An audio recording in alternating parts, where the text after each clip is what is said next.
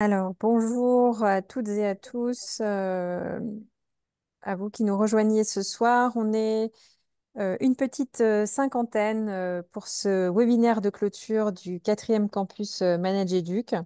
Donc on est voilà, très heureux d'avoir passé ces 2 jours avec vous. Alors vous qui êtes là ce soir, vous n'avez peut-être pas pu participer à tout, mais comme Caroline Talek, chef d'établissement ici présente, a eu le bonheur et le plaisir d'animer un certain nombre de temps ces 2 derniers jours, on pourra refaire le lien avec voilà, tous les événements qui se sont passés ces 2 derniers jours. Voilà, plus de 500 chefs d'établissement ont participé à plus d'une voilà, une quinzaine de webinaires et ateliers.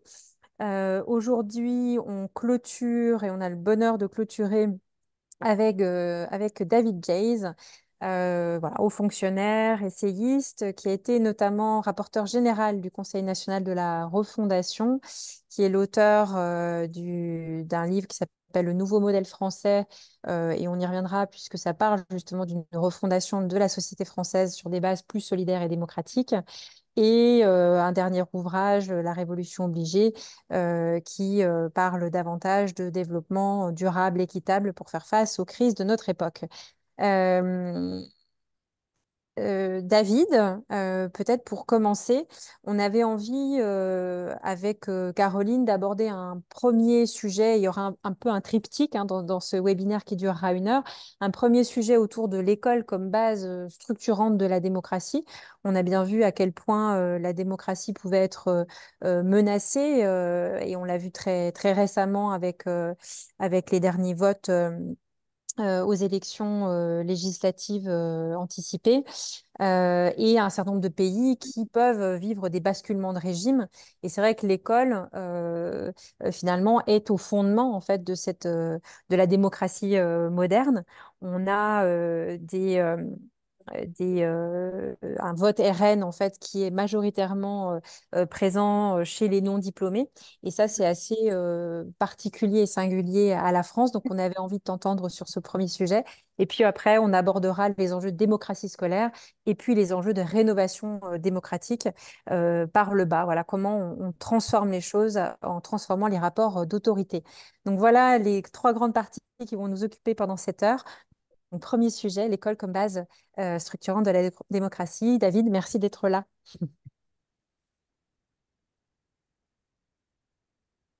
On n'a pas votre son, David. Est-ce que vous m'entendez mieux là? Très bien. Voilà. Donc merci de votre invitation et merci de votre écoute.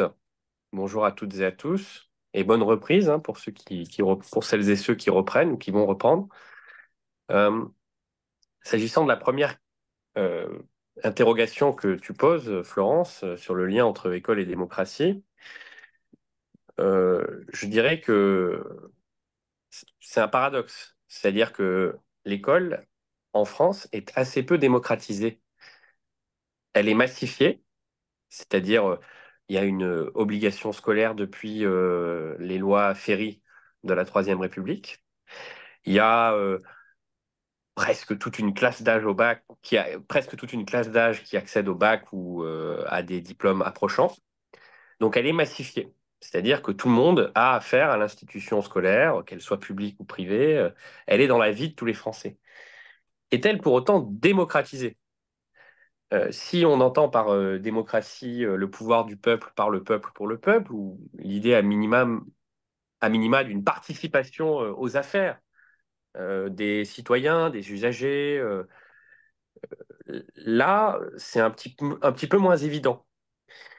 Et pourtant, je pense qu'il y a un lien organique entre école et démocratie, et ce lien, je le fais de 2 manières. La première, c'est que l'école est une institution qui fait partie du paysage quotidien des Français, au sens où il y a plus d'1 million d'enseignants, presque 1,5 million de fonctionnaires ou de contractuels qui travaillent dans l'éducation nationale ou dans ces opérateurs, et surtout au sens où c'est le service public auquel, a priori, tous les Français sont confrontés ont été confrontés ou seront confrontés dans le futur. Sont confrontés en tant qu'usagers, c'est-à-dire en tant qu'élèves, ont été confrontés en tant qu'anciens élèves, puisque il fut un temps où nous étions, vous comme moi, sur les bancs de l'école, sur les bancs du collège, sur les bancs du lycée, et sont confrontés aussi en tant que parents ou en tant que grands-parents qui se soucient de l'avenir de ce qu'ils ont de plus cher, c'est-à-dire leurs enfants ou leurs petits-enfants. Donc tout le monde a, au fond, une idée et un lien avec l'éducation et avec l'éducation nationale. C'est presque, c'est plus fort que l'équipe de France de football en période de Coupe du Monde. On dit souvent, il y a 67 millions de sélectionneurs, tous les Français ont un avis sur le schéma tactique de Didier Deschamps. De la même manière, tous les Français, ou presque, ont une idée sur l'éducation nationale, et c'est le signe d'un enracinement démocratique de l'institution scolaire. Et puis, la deuxième raison, qui est plus spécifiquement française, qui lie l'école à la démocratie, me semble-t-il, c'est le lien entre démocratie et république. C'est-à-dire que la démocratisation de la Troisième République s'est enracinée par un gigantesque effort de déploiement de l'instruction publique, y compris dans des terroirs où le français n'était pas encore la langue commune, dans des terroirs patoisants. Il y a ce très beau livre Composition française que vous connaissez sans doute, qui montre bien ce qu'a été le déploiement de l'instruction publique en Bretagne, par exemple. Et puis, euh, évidemment, le lien organique entre démocratie et république se fait par les services publics et se fait en particulier par le service public d'éducation qui est sans doute le plus ancien, le plus enraciné, le plus largement déployé. C'est le premier budget de l'État si on enlève la charge de la dette, évidemment. Et donc, l'éducation nationale assure ce lien organique entre démocratie et république. C'est-à-dire que la République, ça n'est pas autre chose, c'est un enrichissement de la démocratie. C'est l'idée que nous ne sommes pas simplement des citoyens qui, tous les 5 ans, vont mettre un bulletin dans l'urne. Ça, ce serait une démocratie formelle, procédurale. Au fond, le lien entre les représentés et les représentants, c'est un bulletin dans l'urne tous les 5 ans. Non, en République, il y a beaucoup plus. C'est plus épais, d'une certaine manière, que la seule démocratie procédurale. Et cette épaisseur, elle se matérialise notamment par le fait que nous ayons une égalité, au moins théorique, puisqu'on va voir qu'elle s'est profondément dégradée dans les faits, une égalité devant les services publics, une égalité d'accès aux services publics, une égalité des chances, s'agissant des chances euh, dans la vie que donne l'institution scolaire, puisque l'institution scolaire, elle est là pour former des citoyens et pour former des individus libres.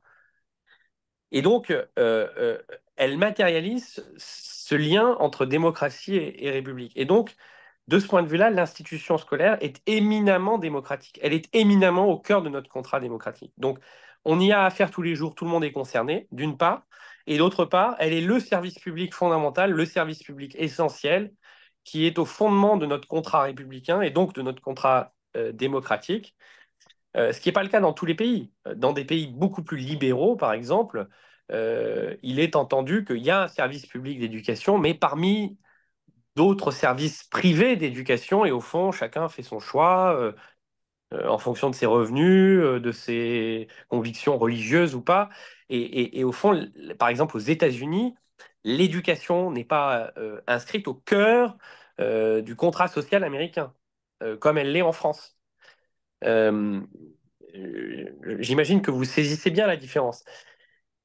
Maintenant, et ça peut nous amener peut-être vers la suite de la discussion, est-ce que pour autant la démocratisation de l'école est achevée? Non. Je dirais même qu'elle n'est que balbutiante. Et donc il y a ce paradoxe qui est que l'éducation est au cœur de notre contrat démocratique, mais que l'éducation nationale en tant qu'institution, en tant que système, euh, elle n'est pas ou peu démocratique. Si je peux me permettre, David Jaïs, et bonsoir aussi. Bonsoir. Nous avons ouvert ce campus avec François Dubé, qui nous alertait sur la ghettoisation de l'enseignement, de l'éducation nationale et ces phénomènes de ghetto qui, du coup, si on qualifie l'éducation nationale de pilier de la démocratie, peut nous questionner. Ce qu'on peut remarquer, c'est que effectivement, on a un principe démocratique, mais l'école est-elle réellement un espace de démocratie et est-ce qu'elle, voilà, comment est-ce qu'on peut redescendre d'un cran jusqu'au territoire de nos écoles pour voir comment s'exercerait peut-être un peu mieux la démocratie sous notre impulsion à nous de chefs d'établissement. Alors, ça fait un peu le lien, votre question, avec ce qu'on disait précédemment, c'est-à-dire une institution qui est au cœur du contrat démocratique, qui est dans le paysage quotidien des Français, qui est au cœur du contrat républicain, mais qui ne s'est pas suffisamment démocratisée. Pour une raison très simple, c'est que la massification n'équivaut pas à la démocratisation. C'est pas parce que vous donnez à 80% d'une classe d'âge les moyens d'aller jusqu'au baccalauréat que vous vous assurez que le fonctionnement de l'institution scolaire repose sur une large participation du public, que ce public soit les usagers, les parents d'élèves, les associations, etc. Au contraire, le mode d'organisation de l'école reste euh, parmi les plus archaïques de nos services publics. C'est-à-dire, il est organisé de manière très verticale, avec au sein du ministère de l'Éducation nationale une direction générale de l'enseignement scolaire ou des GESCO, pour laquelle j'ai d'ailleurs le plus grand respect, parce qu'il y a de très grands professionnels là-dedans, mais qui est en quelque sorte la conceptrice des politiques publiques de l'éducation. À côté de cette DGESCO, vous avez une inspection générale. Alors en plus, aujourd'hui, on a fusionné les deux inspections générales. Donc il y avait l'ancienne hygiène qui était plutôt disciplinaire et qui était en charge des programmes, des épreuves d'examen, donc des contenus, si j'ose dire. Et puis une inspection qui s'appelait IGA-ENR, qui était plutôt en charge de tout le reste, du fonctionnement, de l'organisation, des RH, des fonctions support, etc. Tout ça a été fusionné dans une inspection générale. Et donc, si vous voulez, aujourd'hui, vous avez deux administrations centrales. Et d'ailleurs, c'est intéressant de voir que la nouvelle directrice générale de l'enseignement scolaire est l'ancienne chef de l'inspection générale, qui sont extrêmement prescriptrices, tout autant sur les politiques publiques que sur les contenus. Euh, Vous êtes des chefs d'établissement, pour la plupart d'entre vous. Vous voyez bien le nombre de circulaires que vous recevez de la direction générale de l'enseignement scolaire. Parfois, c'est plusieurs circulaires Nouvelle par semaine. directrice de l'enseignement scolaire. Pardon? Non, c'est un micro ouvert, Ah. David, allez-y. Donc vous voyez bien le nombre de circulaires que vous recevez de la part de la direction générale euh, pour mettre en œuvre telle ou telle politique publique. Ça peut être l'accessibilité, l'école inclusive, le plan maths, le numérique à l'école, les groupes de niveau bientôt au collège. J'en passe. Je dis pas ça pour blâmer les fonctionnaires souvent très compétents qui produisent ces textes et ces circulaires. Je dis ça parce que c'est révélateur d'une organisation que j'appelle une organisation fordiste. C'est-à-dire que le fonctionnement de l'éducation nationale, il a été pensé au moment de la révolution industrielle et au moment où, dans le secteur privé, on théorisait une certaine forme d'organisation du travail qui reposait sur la division des tâches, avec cette idée que vous aviez dans les bureaux d'études en haut des ingénieurs ou des programmateurs qui étaient en charge de concevoir les plans de travail pour la meilleure productivité possible, que vous aviez en bas des opérateurs, des ouvriers qui étaient en charge d'appliquer des tâches les plus parcellisées possibles parce que c'était de nature à augmenter la productivité, et que vous aviez au milieu du haut et du bas, si j'ose dire, des contremaîtres, des managers intermédiaires qui étaient chargés de répercuter les directives qui étaient données d'en haut et de s'assurer que l'exécution en bas se faisait conformément aux directives d'en haut et donc qui appliquait une forme de contrôle de gestion. L'éducation nationale est organisée un peu de la même manière, théoriquement en tout cas, c'est-à-dire vous avez des directions centrales qui conçoivent les politiques publiques, vous avez des enseignants sur le terrain qui sont chargés de transmettre les savoirs, et vous avez entre les deux des maillons aussi intermédiaires qu'essentiels, que j'appelle moi le management intermédiaire, dont vous faites partie, c'est aussi bien les inspecteurs de l'éducation nationale ou les IA, IPR disciplinaires qui sont sur le terrain que les chefs d'établissement. Et dans l'épure, en quelque sorte, fordiste, le rôle de ces managers, c'est d'appliquer ou de répercuter sur le terrain euh, les directives qui sont données d'en haut et de vérifier que ça se passe bien sur le terrain et de rendre compte au niveau supérieur. Évidemment, tout ça a beaucoup changé. Je ne veux pas caricaturer et je sais que le rôle des chefs d'établissement s'est profondément modifié. Mais il n'en demeure pas moins que ce schéma organisationnel a une forme d'inertie. Et donc, comment démocratiser véritablement l'institution scolaire? Comment donner du jeu? Comment donner de l'autonomie? Comment donner de la confiance?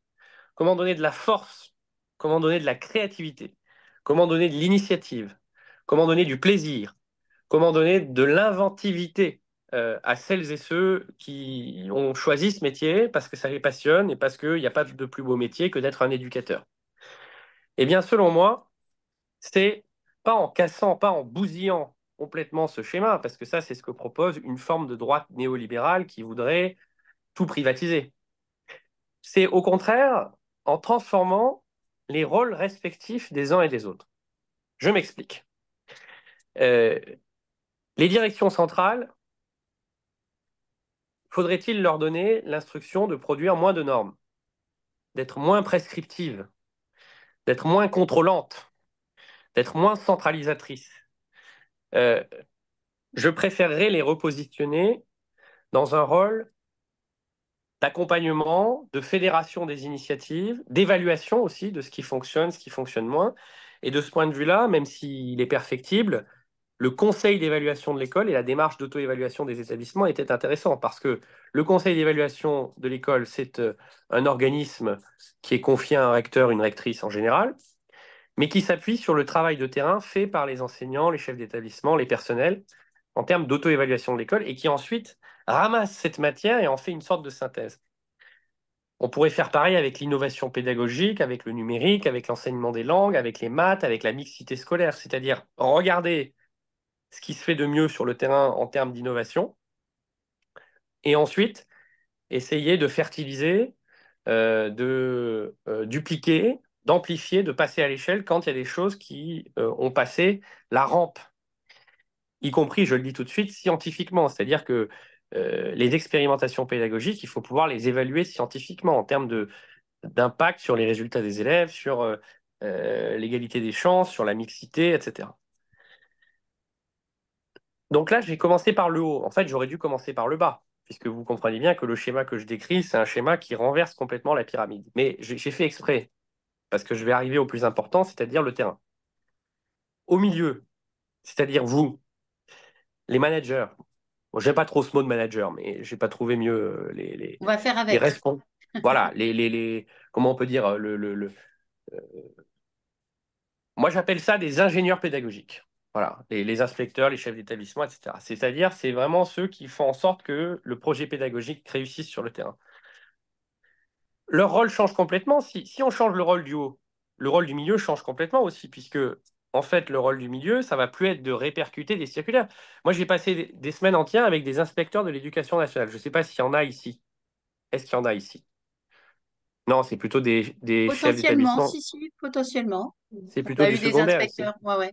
D'accord. Bon, un IEN, sa vie, elle n'est pas facile parce qu'il reçoit souvent des circulaires et donc tout de suite, il faut qu'il regarde euh, pour action qui doit mettre autour de la table, avec quel calendrier, selon quelle modalité. Donc, il reçoit une circulaire, il fait une réunion avec les acteurs concernés, une deuxième réunion, une troisième réunion, il fait souvent un comité de pilotage. Et donc, en fait, une très grande partie de son emploi du temps est mangée par le temps d'application, de répercussion des circulaires qui viennent d'en haut. Si vous changez complètement cette relation, vous pouvez repositionner l'IEN comme un véritable ingénieur pédagogique ou comme un accompagnateur de projet. C'est-à-dire quelqu'un qui va s'appuyer sur le projet d'établissement ou le projet d'un groupe d'établissement ou le projet d'un territoire pédagogique qui aura été construit par les enseignants, les chefs d'établissement, les élèves, les associations, tous les acteurs de la communauté éducative, et qui va essayer d'identifier les leviers, les freins, les obstacles qui permettront de le faire réussir ou qui pourraient faire obstacle à sa réussite. Et donc, c'est fondamentalement un facilitateur, c'est un médiateur, c'est quelqu'un aussi qui est capable de mettre en relation telle équipe avec une autre équipe à l'autre bout de la France, voire à l'autre bout du monde, parce que cette équipe a surmonté le même obstacle. Donc, c'est quelqu'un qui a une culture de la connexion, de la médiation, et qui a une très large connaissance des pratiques pédagogiques et des meilleures expériences. Et j'en viens donc à ce qui se fait sur le terrain, ce que j'appelle le premier kilomètre. Là, c'est évidemment l'espace de vie des enseignants, des chefs d'établissement, des élèves, des acteurs associatifs, des élus, des parents, bien sûr, tout ce qui participe à la vie de l'école.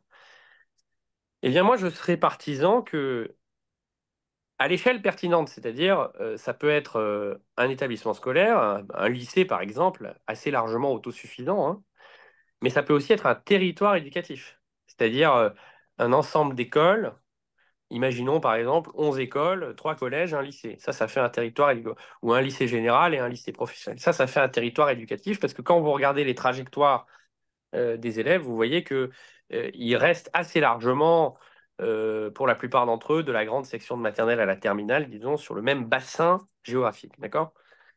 Eh bien, la démocratisation ultime de l'éducation nationale, ce serait d'arriver à faire travailler et à faire en sorte que ça fasse partie de leur fiche de poste, de leur emploi du temps, etc. À faire travailler ces acteurs sur un vrai diagnostic de territoire pédagogique, c'est-à-dire quel est le profil de mes élèves. D'un territoire à l'autre, on n'a pas du tout les mêmes IPS, on n'a pas du tout les mêmes difficultés, on n'a pas du tout les mêmes attentes, hein. On n'a pas les mêmes points de fragilité, on n'a pas les mêmes résultats au brevet ou au bac, etc. Donc, faire en sorte que ce qui a été lancé avec la dynamique d'auto-évaluation soit vraiment généralisé et en quelque sorte automatique. Et il faut le faire à plusieurs échelles. C'est-à-dire qu'il faut le faire à l'échelle du bassin pédagogique, parce que on ne peut pas mener une politique éducative juste avec la granularité d'unités d'établissement. Il faut le faire en pensant les parcours. Mais il faut le faire aussi à l'échelle des établissements. Je vais vous prendre un exemple très concret. J'ai travaillé avec 2 collèges en Seine-Saint-Denis qui sont quasiment situés à un jet de pierre l'un de l'autre et qui ont à peu près le même IPS. Et pourtant, l'écart de réussite au brevet, en l'occurrence, était très important. L'écart de réussite au brevet qui est mesuré et qui est accessible maintenant, je crois que ça s'appelle Archipel, non? Le logiciel que peuvent utiliser les enseignants, ça s'appelait autre chose avant. Ça, on aime bien dans Après eux. l'éducation. Voilà, c'est ça. On aime bien dans l'éducation nationale changer les noms tous les 2 ans. Donc, on avait des écarts de réussite au brevet qui étaient très, très importants. Alors qu'on avait sur le papier ben, à peu près le même IPS, à peu près le même type de population, avec beaucoup d'enfants, d'immigrés qui avaient des difficultés, notamment en français, etc. Bon. Et nous, on a voulu comprendre pourquoi il y avait un tel écart. Et en fait, on s'est rendu compte que dans un cas, vous aviez une énorme attrition chez les enseignants, c'est-à-dire c'était des jeunes qui arrivaient, qui avaient été mutés là et qui essayaient de repartir le plus vite possible. Et donc, il n'y avait pas de vie enseignante très forte, il n'y avait pas de culture d'établissement. Dans l'autre établissement, vous aviez un noyau dur de professeurs anciens qui étaient là depuis longtemps, qui avaient la passion et qui avaient créé une vraie culture d'établissement, une vraie culture collective et des liens aussi avec les parents, les familles. Parce que l'ancienneté, ça permet aussi de créer des liens avec les familles, de bien connaître les dynamiques sociales à l'échelle des quartiers. Et ça permet de suivre les gamins. Et puis, vous pouvez suivre le grand frère, le petit frère. Vous voyez, donc vous avez des éléments que quand vous restez 1 an ou 2, vous n'avez pas.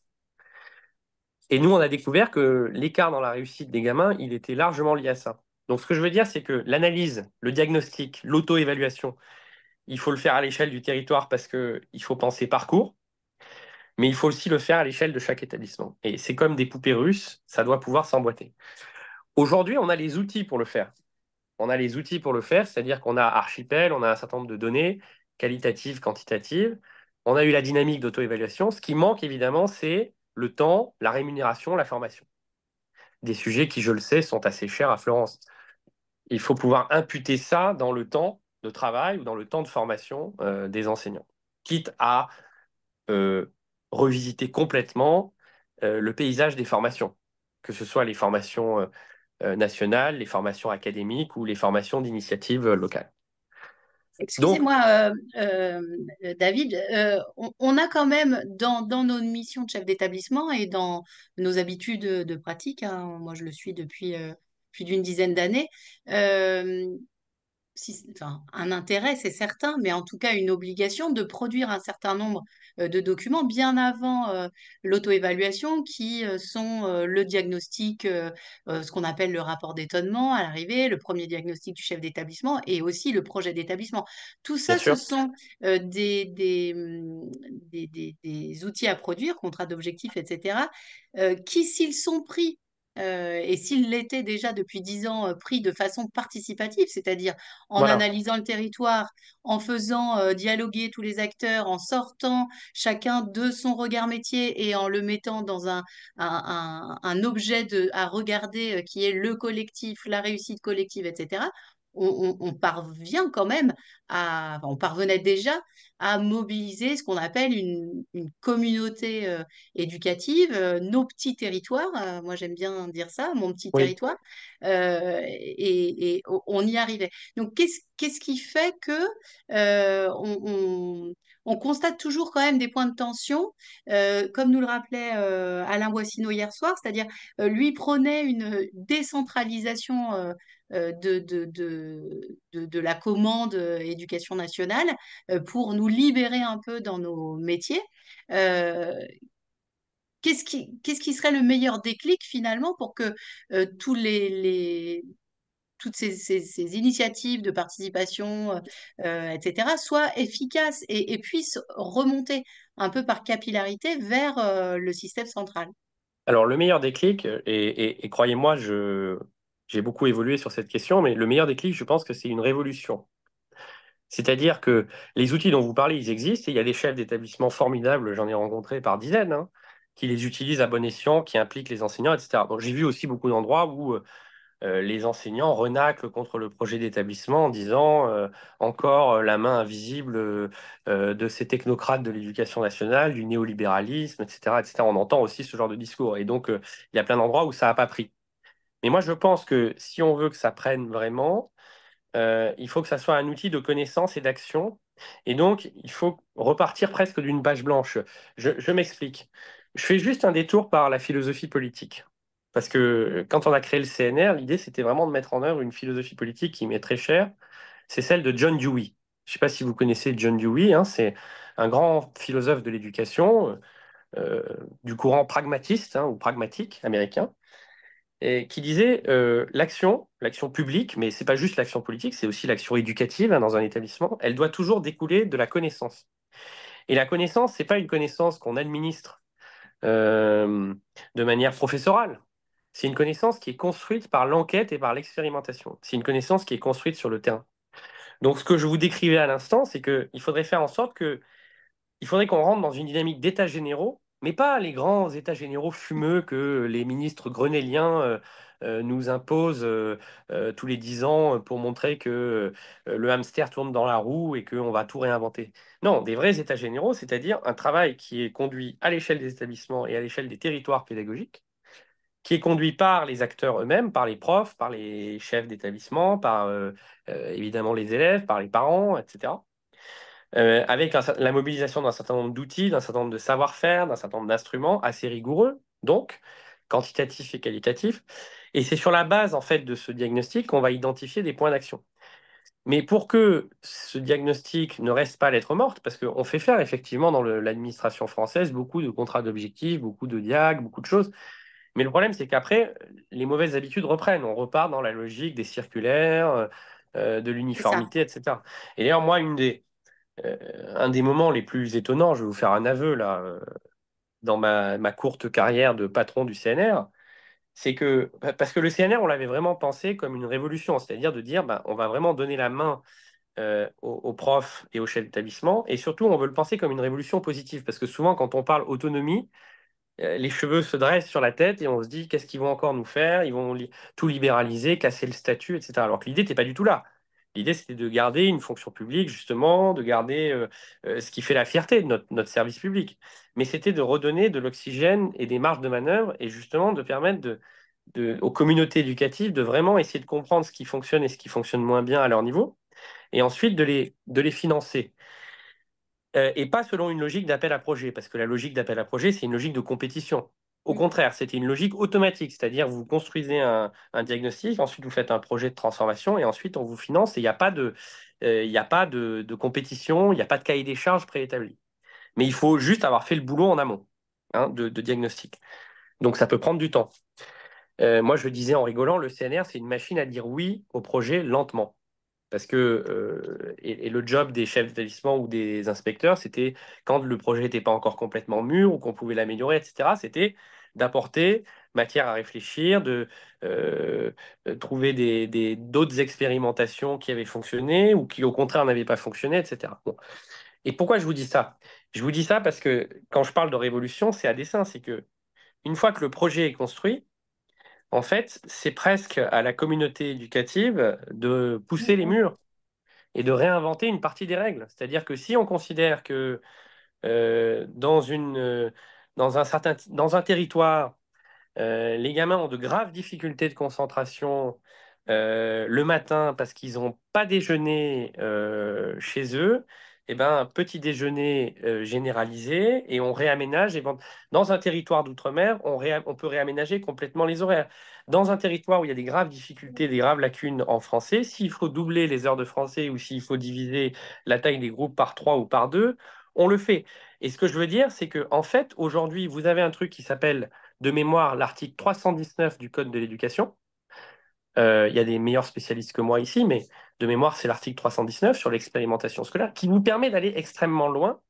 Mais en fait, personne n'est incité, ni au niveau des chefs, ni au niveau des enseignants, à le faire pour une raison très simple, c'est que ça ne compte pour rien dans l'appréciation de la qualité du travail ou dans les perspectives de carrière, dans les PPCR, etc. Moi, je propose tout simplement que, en fait, la base, ça soit ça.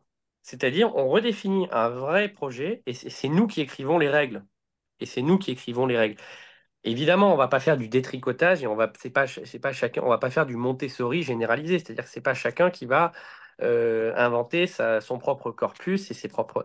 Mais ce que je veux dire, c'est que pour moi, au niveau national, il faut définir des objectifs. C'est-à-dire qu'il faut dire, le gamin, à 15 ans, à 16 ans, à 18 ans, il doit savoir faire ça, à peu près ça, ça, ça, ça, ça. Mais ensuite, il faut un choc et un renversement de la pyramide et il faut donner tous les moyens au niveau local pour aménager, réinventer, adapter, assouplir, expérimenter, innover. Et donc, c'est un changement conceptuel qui est total, quoi. C'est un changement conceptuel qui est Vous nous total. faites rêver, David Jaiz, ce Ah, soir. je ne sais pas si je vous fais Je crois qu'on rêver, est mais nombreux face à Il y a la une rigidité de certaines commandes parfois. Et puis, ces dernières années, on est vraiment dans de la prescription assez systématique. Euh, on est nombreux à se dire, bon, moi, si c'est ça, je me barre et j'ouvre mon propre établissement.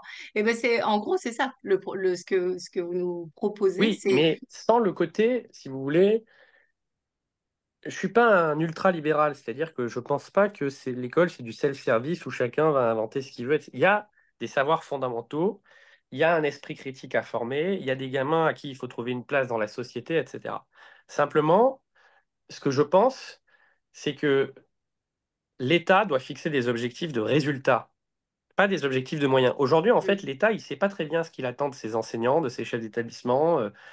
Il est un peu perdu sur le plan des fins. Mm.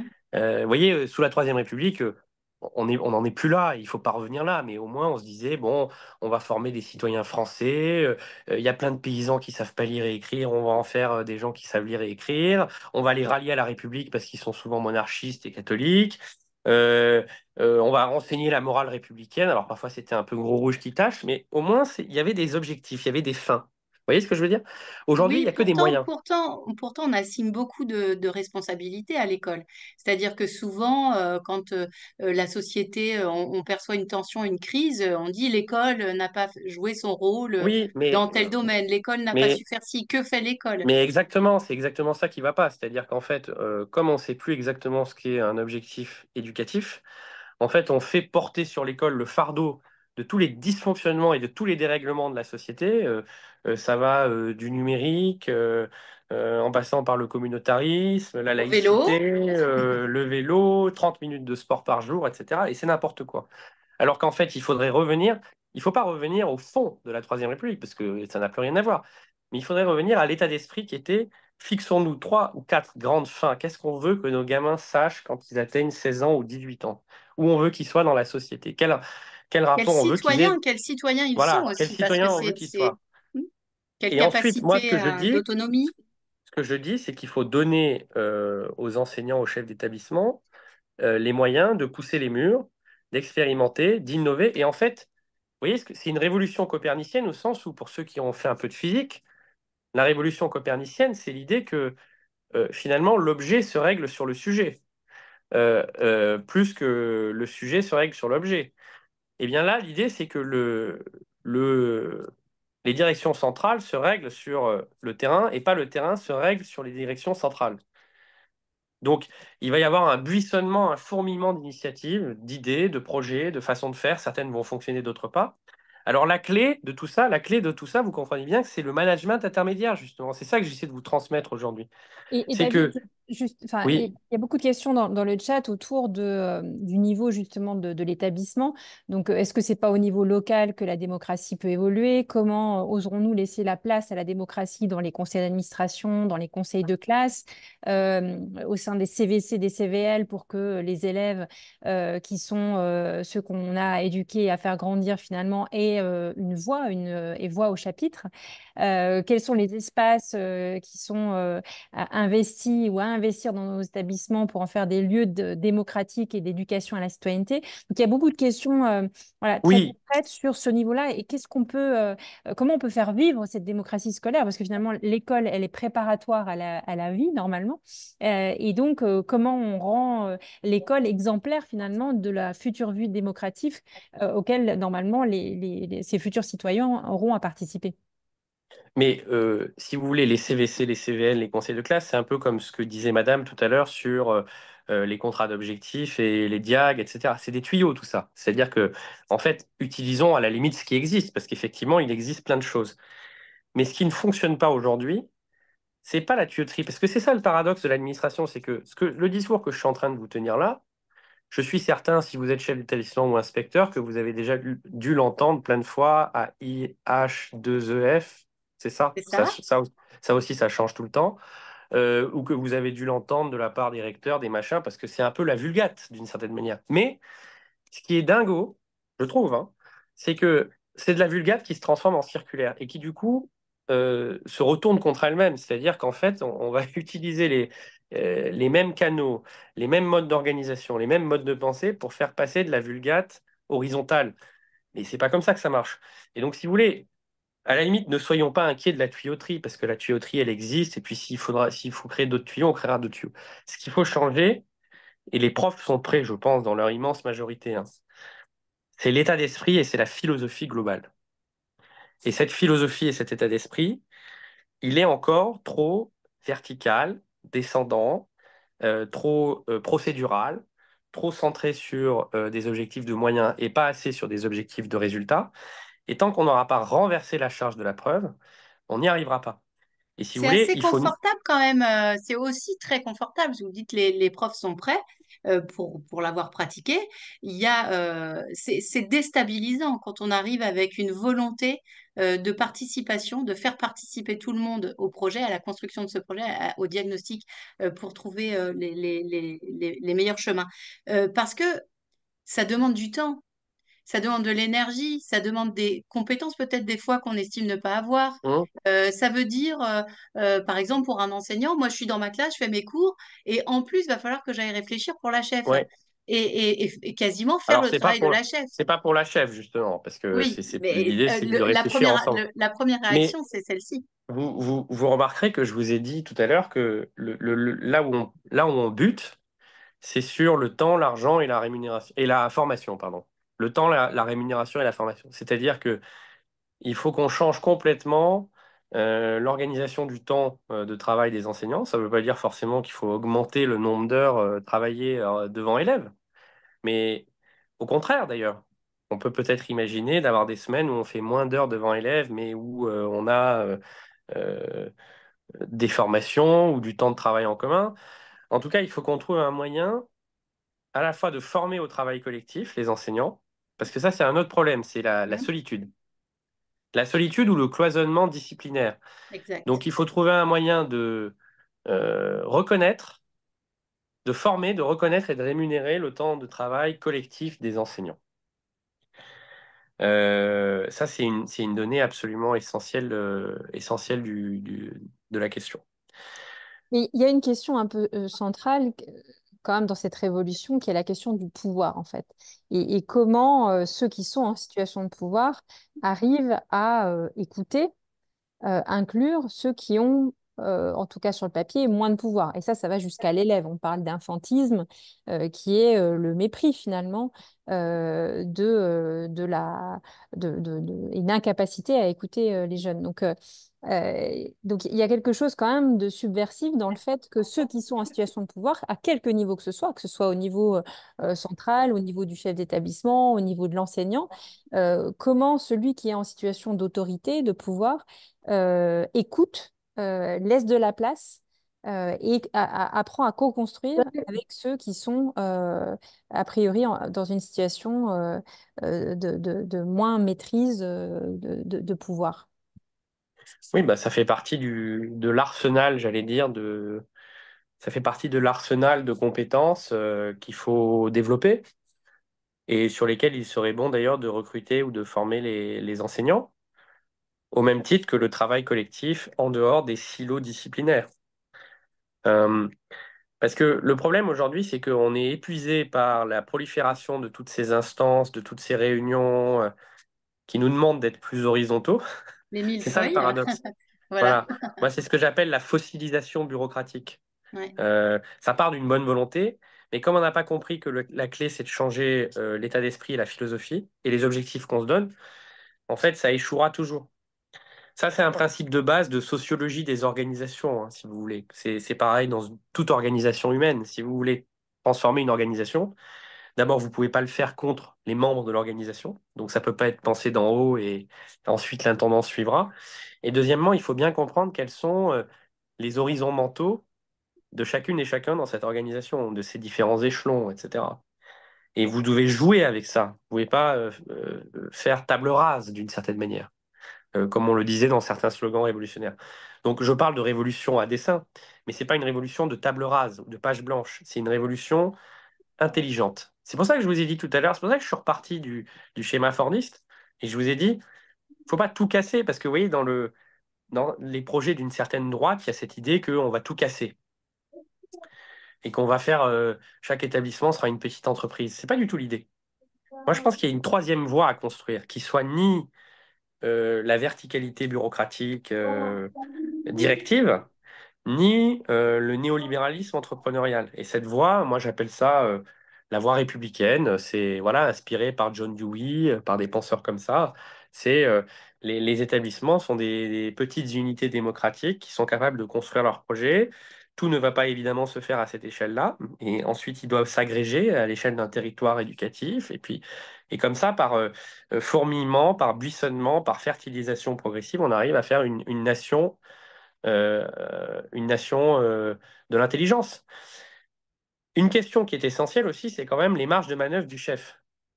Parce qu'aujourd'hui, madame, vous diriez que sur 100 euros euh, qui arrivent dans votre établissement, et je parle aussi des salaires des fonctionnaires, enfin des traitements des fonctionnaires, vous avez vraiment la main sur combien d'euros, madame? Alors moi, je ne gère pas la masse salariale, Alors, donc ça va être non, un non, petit mais je ne peu parle pas de compliqué. la manipulation des fluides, évidemment, ça c'est pour les Ouais. agents comptables, mais je veux dire, en tant qu'ordonnateur. Vous avez la main, D'autonomie budgétaire, on va dire. voilà, vous avez la main sur combien d'euros? Mettez aussi, puisque ça vous échappe, mais mettez les salaires des enseignants dedans.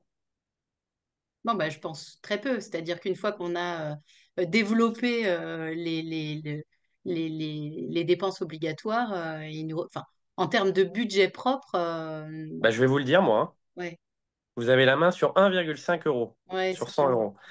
Vous connaissez beaucoup de maires, par exemple, de communes, parce que quand vous êtes maire, vous êtes aussi un animateur, comme vous, chef d'établissement.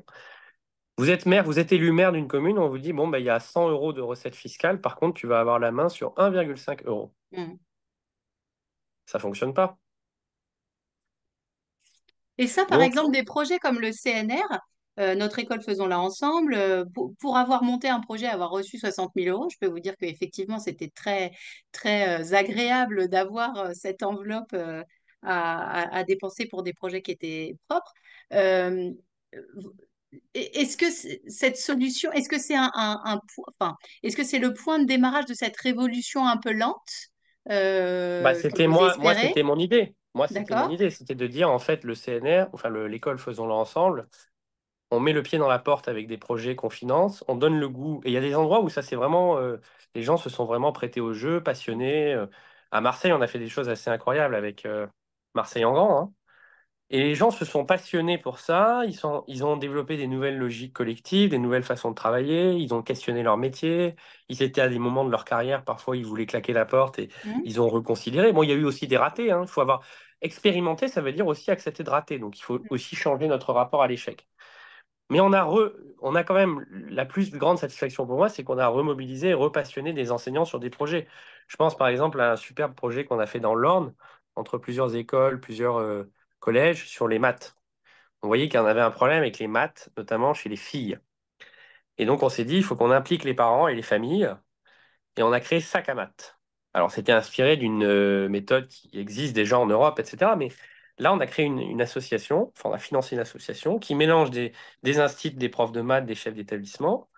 Et en fait, on invite les parents en fait à donner 2 heures de leur temps chaque semaine pour jouer avec ce qu'il y a dans le sac à maths. Alors dans le sac à maths, il peut y avoir des jeux, il peut y avoir des jeux de billes, il peut y avoir des bouliers, il peut y avoir des logiciels, il peut y avoir des mangas. Et l'idée, c'est que le sac à maths, il change de contenu chaque année, mais le sac, il va suivre l'élève du CP jusqu'à la troisième, quoi. Et là, on a vu sur ce projet qu'on a créé des liens un peu latéraux entre les instituts, les profs de maths. On a impliqué les chefs d'établissement sur du pédagogique. Ça aussi, c'est une révolution. C'est-à-dire que moi, je dis souvent, il faut que les profs, ils soient pas juste cantonnés dans leur discipline, mais qu'ils se sentent co-responsables de la réussite pédagogique Hmm. de leur établissement. Mais il faut que les chefs d'établissement n'aient pas peur de sortir de leur rôle administratif pour aller vers aussi un rôle de pilote pédagogique. Oui. Bon, donc ça, c'est des réussites. Mais après, si vous voulez, le CNR, pour moi, c'était qu'un point de départ. C'était rien d'une certaine manière. Oui, 60 000 euros, c'est quoi à l'échelle si j'additionne tous les salaires dans votre établissement, etc. Mais c'était un point de départ.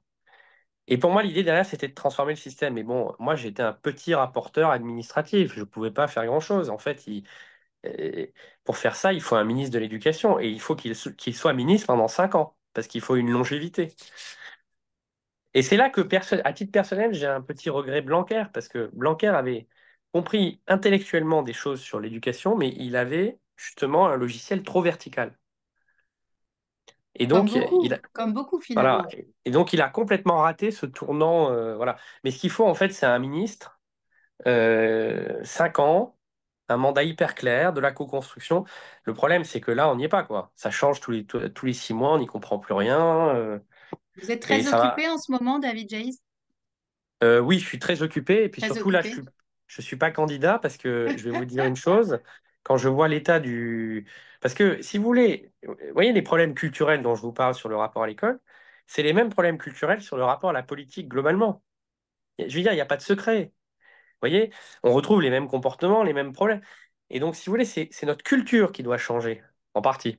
On C'est trouve notre les mêmes culture. solutions aussi en tant qu'élu local, hein, on fait une petite digression, mais on trouve les mêmes solutions aussi. C'est-à-dire qu'on on se plaint que ce soit dans les établissements scolaires, dans les communes, les citoyens, les usagers ne s'emparent pas de leur territoire, ne s'emparent pas des problématiques, mais à quel moment est-ce qu'on laisse la place pour qu'on puisse s'emparer? Parce que je crois qu'il y a déjà une première étape, c'est de dire les gens ne s'investissent plus, les gens ne sont plus bénévoles, les gens ceci, les gens cela, mais à quel moment est-ce qu'on permet des espaces où la démocratie vraiment elle s'exprime, où les gens créent du lien, où ils construisent ensemble et pas forcément contre rémunération, c'est-à-dire où ils sont rémunérés par l'intérêt de Oui. faire communauté, etc. Après, dans l'éducation, les professeurs, c'est leur métier, donc il faut qu'ils soient bien rémunérés, mieux qu'ils le sont aujourd'hui. Et il faut aussi qu'on puisse intégrer dans leur formation et dans leur temps de travail et dans leur rémunération ces logiques-là. Euh, j'ai conscience en vous disant ça que je suis dans le yaka faucon, hein, et que la réalité de l'éducation nationale aujourd'hui, c'est des pénuries d'effectifs, c'est des contractuels qu'on recrute sur des speed dating, c'est des chefs d'établissement qui n'ont pas de prof de français ou d'allemand à la rentrée. Je suis conscient, hein, de tout ça, hein. Je ne veux pas donner l'impression d'avoir un discours hors sol, parce que justement, le sol, je l'ai beaucoup labouré. On arrive bientôt au terme de ce webinaire, il est 17h55.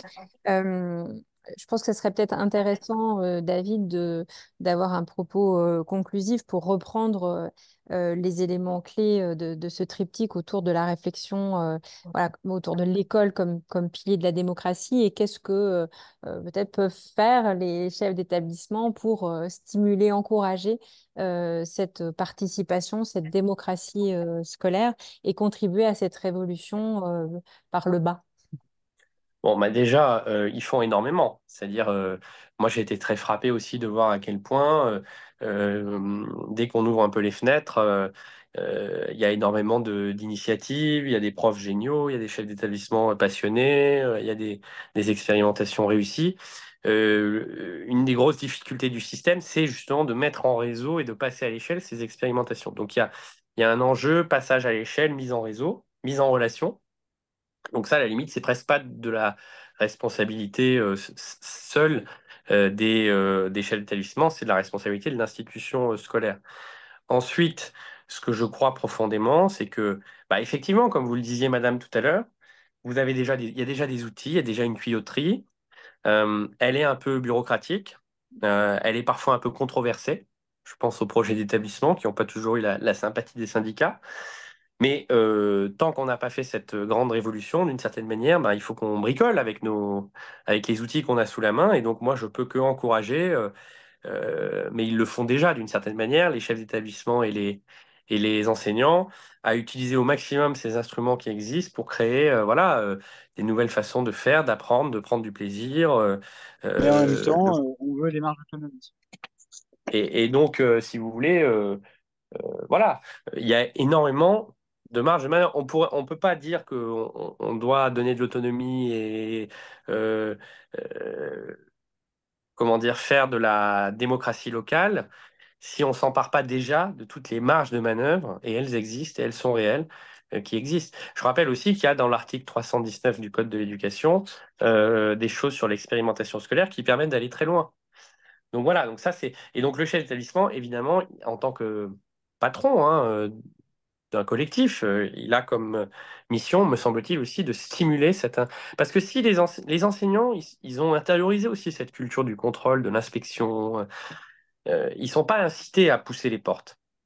Si le chef d'établissement, dans son rôle de patron du collectif, il est le garant de ce discours, euh, eh bien, beaucoup d'enseignants, à mon avis, se sentiront libérés, autorisés, incités, poussés à faire des choses qu'ils ont envie de faire et sur lesquelles ils se censurent souvent. Un Euh, beau message d'espoir. Mais oui, oui, oui. Donc un appel en tout cas voilà, à ouvrir les fenêtres et à vivre la démocratie au quotidien autant que faire se peut, et notamment pour éduquer les jeunes générations à prendre leur part et leur voix en fait au chapitre. Merci beaucoup David. Donc c'est la fin de ce quatrième campus Manage vous pourrez retrouver l'ensemble des contenus, des webinaires en rediffusion Donc, si vous avez manqué des choses, ça sera encore possible voilà, de participer et de regarder tous ces contenus. On vous souhaite à toutes et à tous une bonne préparation de la rentrée. On est le 22 août, on n'est pas très loin de la rentrée scolaire. On sait à quel point voilà, c'est toujours des moments à la fois de préparation et de prise de hauteur, de retourner dans le concret. Dites-nous effectivement dans la barre de chat ce qui vous a intéressé, questionné, enthousiasmé. Ça nous est toujours utile pour nous améliorer. Et voilà, un grand merci à Caroline pour la facilitation de tous ces temps pendant le campus. C'est toujours très important pour nous chez Manageduc d'avoir des temps qui sont par et pour des chefs d'établissement, même si on invite bien sûr des experts de tous bords et de tout horizon pour justement nous aussi ouvrir les fenêtres et contribuer à ouvrir les fenêtres du monde de l'éducation. La solution est dans le collectif. Voilà. Et chez Manageduc, on est un collectif et on avance vers la solution. Gardons le cap. Merci. Un grand merci, David Jays. Merci beaucoup pour votre invitation et bonne rentrée à tous et à toutes. À bientôt. Au Merci, au revoir. revoir.